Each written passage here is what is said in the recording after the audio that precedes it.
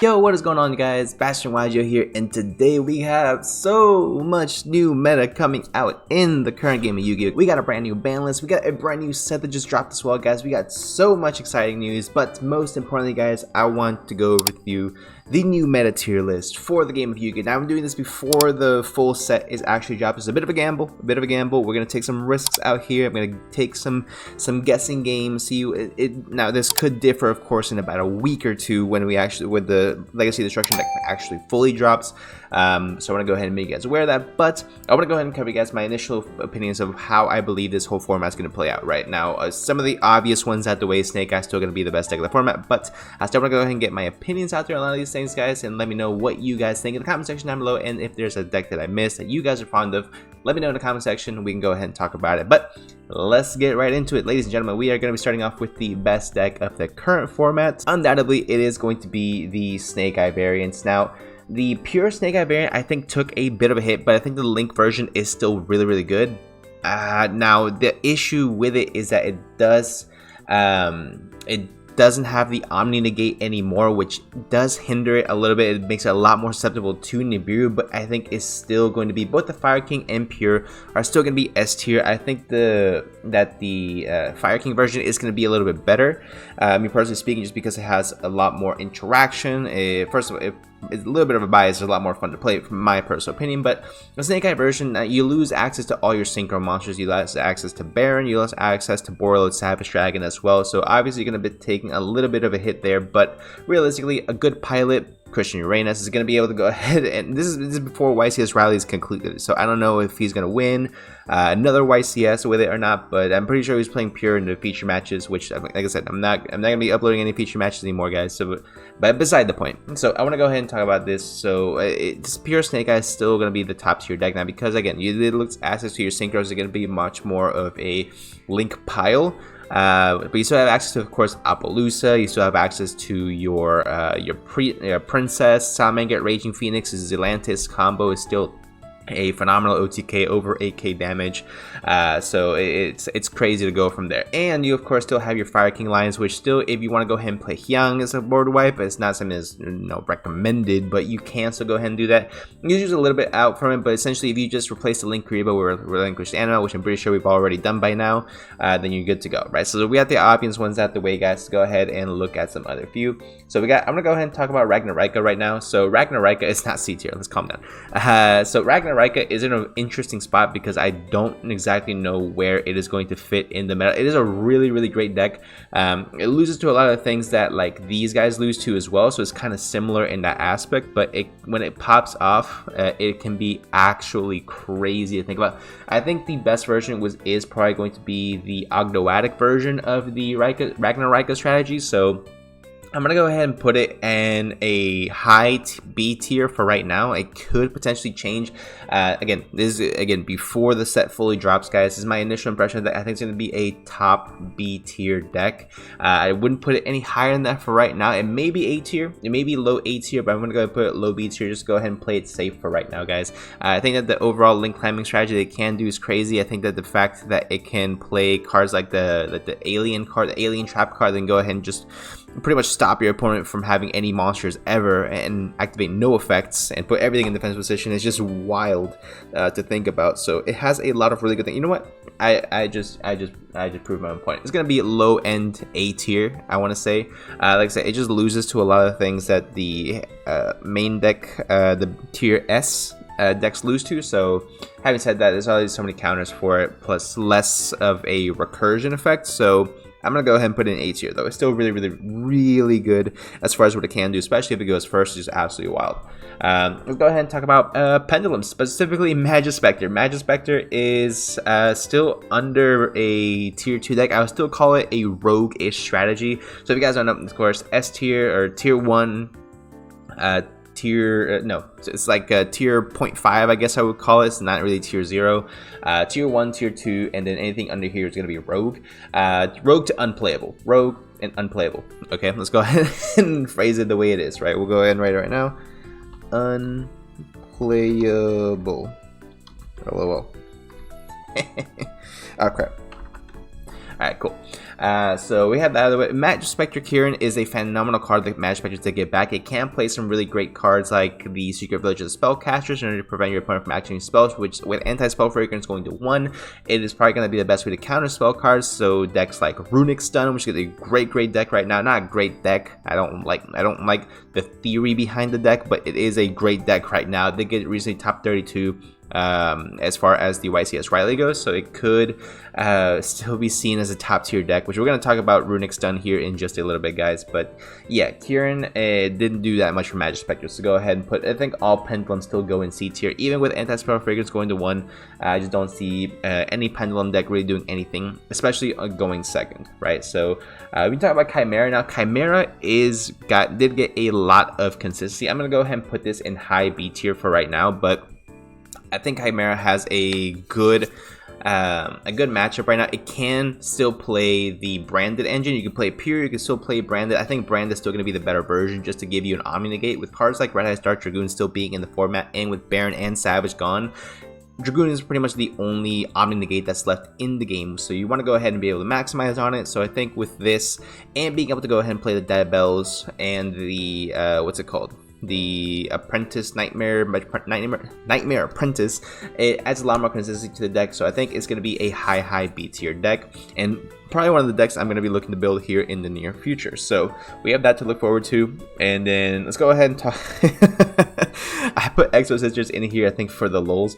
It's definitely going to be a C tier deck, a rogue strategy deck. I don't think Exo Sisters is really going to be doing anything. Like I said, if you're going to play a Fluwandereeze deck, let's go ahead and get the big boy out the way. Fluwandereeze, unfortunately, is still an A tier 1 deck, just because it's still a crazy deck, and it's not going to ever get hit. Like, Fluwandereeze is never going to be to the point where it's worth hitting this deck. It's a really annoying deck. It does a lot of minorly inconveniencing things, but it can play really just toxic cards. Of course, D-Shifter, Harpy's Feather, Storm. It shuts off your entire turn. So because of that being said, Fluwandereeze is still going to be a tier 1 deck. As you see, it's still doing crazy things in the YCS right now in Raleigh, and I don't see that ever changing, right? So next we can go ahead and talk about Labyrinth. Labyrinth, I would still say it is a tier 1 deck. Just the fact that Labyrinth has a lot of targeting protection is going to be really huge as well. It against a lot of top tier decks. It doesn't lose to hardly any hand traps except for like maybe Ghost Spell and Ash. Ghost Spell is not really getting played right now. Ash is the only one that's getting played, but even some people are trying to take Ash out the deck. I don't know why they would, because Ash is going to be the only hand trap that I would say has to be played in every single format, strictly because it hits the most amount of things, and is great against pretty much every single matchup. So having said that, Labyrinth is still a crazy deck. Mixing it with Cashier or playing it pure is still great. You still have transaction rollback. It completely missed and dodged every single ban list ever, so we have that to look forward to, which is great. So make sure you guys have your Harpy's Feather Dusters, Lightning Storms, all that kind of fun stuff, Cosmic Cyclones for your matchup against the Labyrinth strategy. We got Sky Striker next. Sky Striker's deck I've been playing quite a bit at locals. I think it's great. I think it's going to be definitely a tier 2 deck right now, especially with Engage at 3. I think if you're playing a going second build, there's plenty of ways to go ahead and maximize this deck to where you can actually compete against some top tier decks. It actually does put up a decent fight against the Snake Eye strategy if you're able to go ahead and play the deck correctly. The only deck that it hard loses to is going to be the Labyrinth, because the Labyrinth has the targeting negation that I was just talking about, so that is really unfortunate against the Sky Striker engine, which they all target. So it's important to go ahead and play some non-targeting type of interruptions, things like Forbidden Droplets, things like Regeki, Lightning Storm, like I was just saying, Harpy's Feather Duster as well is great. Also, all these are spells, Cosmic Cyclone, MST. All these things are really good in this Sky Striker engine, and you can play this with no hand traps or hand traps, whichever one you guys want to go ahead and play. What I do like about it is that you can actually go ahead and play. You can opt to play Mind Control, Change of Heart, Snatch Steal all in the main deck, because you're going to be going second regardless. Which, first of all, your opponent's not going to see coming. And second of all, when you choose to not destroy, but you just take all of your opponent's monsters and link them up, is a big hindrance. So we have definitely that to look forward to as a Sky Striker players. 3 thrusts is going to be mandatory in the main to go ahead and search out your engages. Make sure you get your access to your full engine. And obviously, Upstart Goblin Desires. I'm spending too much time on Sky Tracker, but it's because I've been playing it a lot. And I think it's definitely going to be a tier 2 deck, definitely above Rogue. Branded is going to be high tier 1. Where was it? Yeah, high tier 1. The deck, again, dodges every single ban list. What's crazy about Branded is that it is one of the scariest decks out there. It's definitely one of the decks I don't think anybody really goes into a high tier competitive event and says, hey, I want to go up against Branded, because Branded has so many lines you can go into. You have the Cartesia, you have the Quem, you have, of course, your Branded Fusion, Branded Red, Branded White, Branded Lost. So you have so many really great cards in the Branded strategy, especially mixing it with Bestials. It just makes it such an amazing strategy. To anyone that can go ahead and pilot this deck, who has been piloting this deck for a while now, is probably understands the lines and the rhythm. If you guys want to understand how to play Branded much more in the most efficient manner, check out Galzo Yu-Gi-Oh! Galzo's channel on YouTube if you guys have not checked him out already. He's really good with this deck, guys, so make sure you guys check him out. And I think Revs Cards also plays Branded, if I'm not mistaken, so you're both really good with the full pure strategy of Branded Desia, and the deck is just absolutely crazy. Plus Mirror Jade's still a card. Also Gimmick Puppet Lock, yeah, but I don't think it's as much reliant on it. I really was hoping they were going to hit Gimmick Puppet just because it's just a toxic card right now, but realistically, with Gimmick Puppet support coming up here in the near future, I think the right card that they should have hit was Albion, but of course, they did not do a single thing to this deck. Again, plus with Anti-Spell Fragrance, it just gains them another boost, actually, so you know what? S tier. This card, the deck is really good, guys. Honestly, the deck I definitely fear going into events, and I think it rightfully so. The deck is really good and can definitely go ahead and compete against the best deck, especially with the Omnigates being gone. Branded Desia is tier 0.5 if anything. Let's go ahead and talk about the next deck, guys. We have Ancient Gear. That's all we pretty much need to talk about. There's nothing else to talk about. Ancient Gear is not doing a single thing, at least in my personal opinion, guys. If you guys know some goo with Ancient Gear, drop it in the comment section down below. I'll check it out, but I'm not sold on this deck.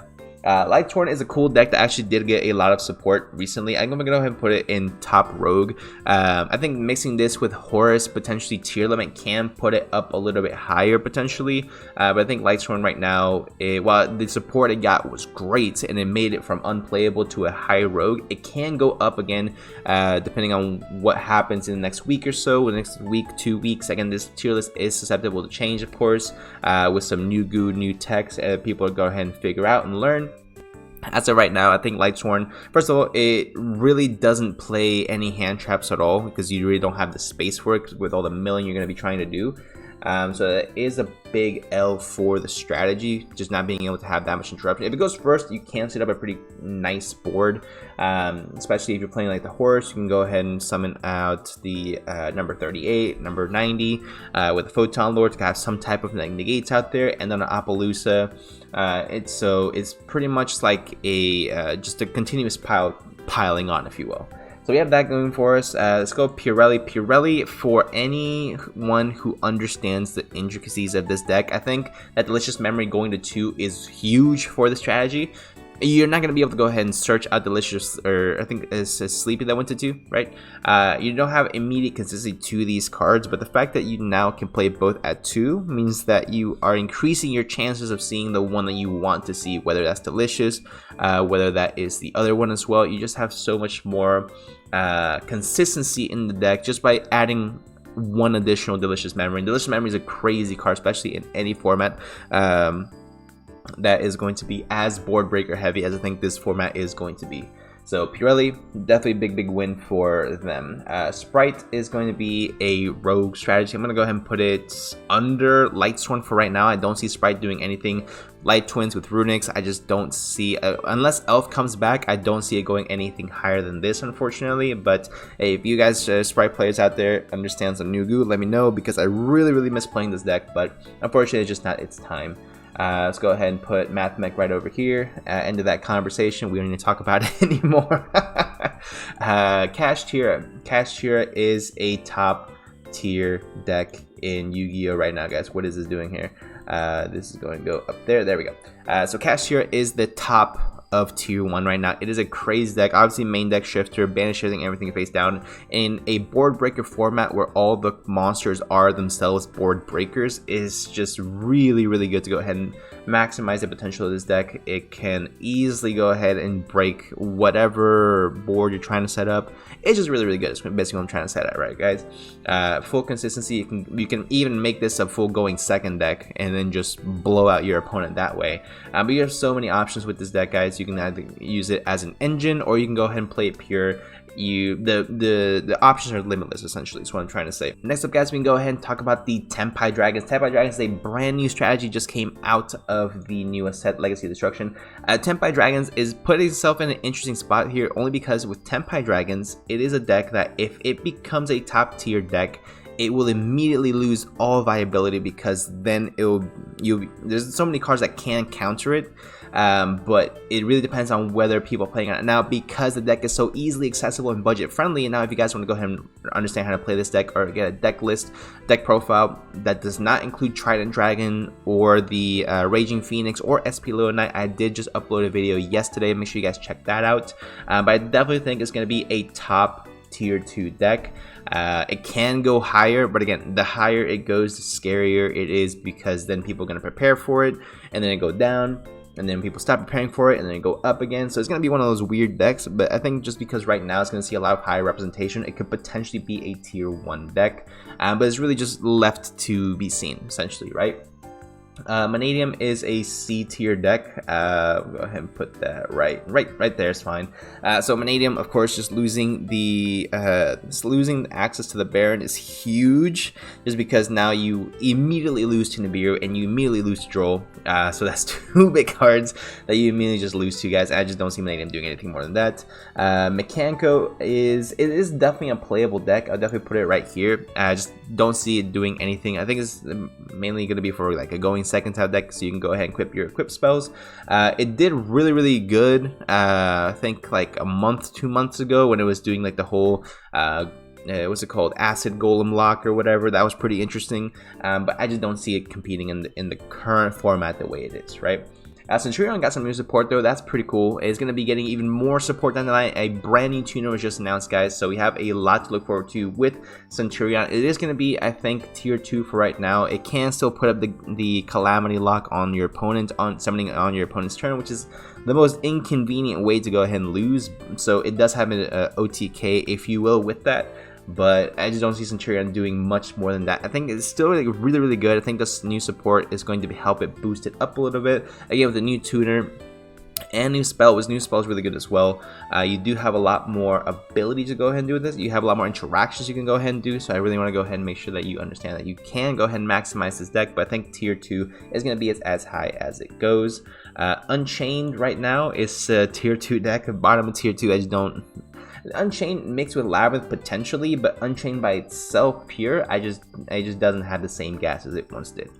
Runic Stun is a tier 1 deck, unfortunately. There's a guy right now, he just lost in top 32. He's playing a pure Runic deck, essentially with no monsters in the main deck, and he's got top 32. So it's crazy. You don't play hand traps, you don't play Inspector Border, you don't play a Mono Iwado, nothing. Synchro Zone is a phenomenal card that was for some reason just recently found. The opponent doesn't have, I think, Synchro Tuner that you can't attack, so it really just helps you mill out your opponent, which is winning by deck out.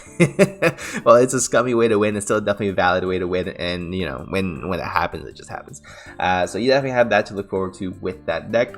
Let's see. So we got Memento. We got this. It did get some brand new support. I feel bad putting it in unplayable, but realistically, I just don't see anyone playing this deck. If I'm wrong, just let me know in the comments. But I just don't think it's going to be a big problem.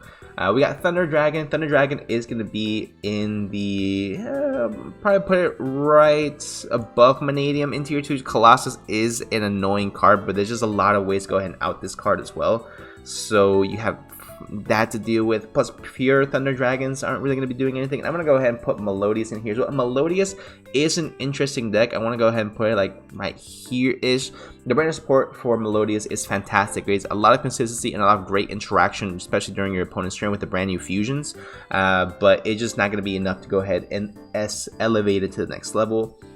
With Orcus, I think it's going to be a interesting rogue strategy as well. A lot of these are going rogue, guys. I just want to go ahead and be as realistic with you. Orcus is probably going to go somewhere right here, right above Mechanical, right under Vanadium. It's a cool deck. It's a great deck for locals, don't get me wrong. As far as a high tier competitive events, I'm not sure if Pure is going to be the best way. Maybe you mix it with Sky Striker, it might be more interesting, or mixing it with something else, but I don't think Harpor going to 3 is going to be anything life changing. Plus, the deck's been legal now for a few, a week or two. A week. It's been legal for about a week, and it hasn't really done anything, guys. So I want to make sure that we go ahead and just be real. And we'll go ahead and put it where it's at, right? Vanquish Soul, I think, got a bit of a boost, definitely, with the Arch Nemesis Produce coming back. I think this deck's probably one of the best decks in order to maximize on it. Just being able to go, of course, have multiple attributes in your deck. There is no way to search it really with it, so which is why I want to go ahead and put Sword Soul above it right now, just because Sword Soul is really good. Completely untouched on the ban list, except for Baron. Losing Baron was a hard L for the deck, and now you just can't really play around Nib. Which actually, let me go ahead and put this down a little bit. Because you can't play around Nib. You have no Omni negates. You really just have to make sure you're playing as pure Sword Soul as possible, with the ending on a Protos as well. So we have that. Sword Soul gang out there, staying strong for you guys. Tierlist is still going to be a rogue deck out there. With the Lightsworn stuff, again, it can be really cool mixing the two with the horse. And like I said, mixing of the two can potentially bring up higher tier. I would not put it higher than tier 2 for right now, but yeah, I could be wrong. Dark World is bottom of Rogue. We have the it just loses to everything, and going second it doesn't do anything. We have Marenses. I think bottom of Rogue is fair. It's definitely not unplayable. Marenses is a phenomenal deck. I just don't see it doing that much. Rescue Ace, I'm gonna go ahead and put in tier 2. Now with Omni Negates being gone, Rescue Ace does kind of come into the fray as being a potential contender. I'm not gonna put it at the bottom tier 2 right now. I don't know how well it's going to do. Especially playing into such crazy boards that, of course, Branded and the Snake Eyes package can definitely go ahead and do. So I'm gonna go ahead and put it right here for right now. But I think Rescue is in a healthy position right now where it can at least grow to compete a little bit. It can still take advantage of the full Wanted engine as well in order to go ahead and search out your Hydrant. So it does have that going for it, definitely. Let's see, we got Ashen. Ashen got brand new support, guys, but I don't see it really doing much as far as a competitive mindset. And like I said, now it's a lot more competitive at the local level, and then as we get more and more support, guys, it can go up a little bit higher. But I think we're gonna put it right there for now. It should be good. Heroes are a very fun deck. Melodious to 3. It's definitely still rogue, and nothing's changed as far as that goes. So let's go ahead and hold our horses, if you will. Now I want to go ahead and talk about these last few are going to be my kind of like I'm going to do rapid fire because the video is getting a little bit long. We got the what's it called, the Rika. It's not really going to be doing much. I have seen a top here and there, but alright, fine. We'll go ahead and put it in Rogue. Virtual World's unplayable realistically. Like you can play it. It's still playable, but I don't see it doing absolutely anything. Drytron, when are we getting new support again? When we get the new support, it'll probably be higher, but we'll just go ahead and leave it right there for right now. Salamander is still a cool deck. It still can go ahead and take advantage of Princess. Actually can sneak a few wins here and there. Gold Pride Punk, no, Gold Pride or Gold Pride Punk is the deck. Gold Pride got some new support. I have not read any of the cards, I'm not gonna lie to you guys, but you could give this deck the craziest support. It's not gonna be anything more than just an unplayable deck. Like, yes, I do respect it as a deck to a degree, but with all of this in the format, Gold Punk's not doing anything. Yeah, I'm sorry. I feel like Dragon League deserves its own little category right here. Just losing both Baron and Savage was absolutely crazy. I did see someone actually doing pretty well with Dragon Link recently, but I think definitely it's in experimental stages right now. So I'm gonna go ahead and put it unplayable for right now. It can be higher, but I think this is definitely fair. And then we're gonna go ahead and put Phantom Knights. I just had Phantom Knights on here because it happened to be in my folder, but it's definitely Phantom Knights is not doing a single thing, guys. Let's go ahead and be real with you. But this is going to be the tier list. I want to go ahead and end it on a bit of a high note, though, so because I kind of went rapid fire on and just shat on a whole bunch of decks. We do have a lot more diversity in the format, given the ban list that recently came out and the brand new Legacy Destruction set coming out, guys. So I do want to go ahead and say that kudos to Konami for at least branching out the format just a little bit to where it's not going to be as pure Snake Eyes heavy. Now it opens the door for a lot more decks to at least enter the competitive format and to be able to go ahead and compete at a high level. So let me know what you guys think in the comment section down below. Honestly, I'm really excited for this format. I'm really excited for the set to be legal here in about a week or so we can go ahead and test some Tempai Dragons. We go ahead and play the budget version, guys. Again, make sure you guys check out the video I posted yesterday if you guys want to go ahead and play on a budget. No Trident Dragion, no SP, no Raging Phoenix combo, which again, if you can play the Raging Phoenix combo at the very least, it'd be really good to just have some additional lines to play around Deep Barrier. But that's gonna be it for this video, guys. Let me know what you guys think in the comment section down below. If there are decks I missed, let me know and we'll go ahead and talk about it, guys. Hope you guys did enjoy, and I'll see y'all in the next one.